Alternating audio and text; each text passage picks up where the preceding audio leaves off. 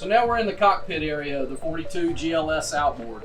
First thing you'll notice, you have a great U-shaped seating area, plenty of cup holders, very nice cockpit table for entertaining.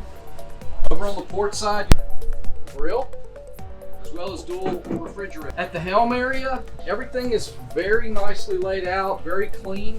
You got your dual sim rad, which has all your chart plotter, fish finder, instrumentation, motor information, all there. Redundancy on some of the switches, as well as all of your lights controlled from here, your windlass controls, horn, etc. So now we're in the cabin area of the 42 GLS Outboard. And this area really extends the use of the boat. You've got some great long weekends or extended stays by having these cabin features.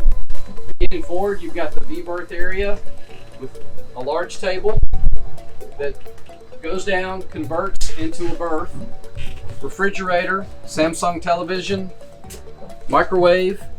Over in your head compartment, you've got a very nicely appointed head compartment, shower, sink, toilet, etc. Well, thank you for checking out our Cruiser Yachts 42 GLS Outboard.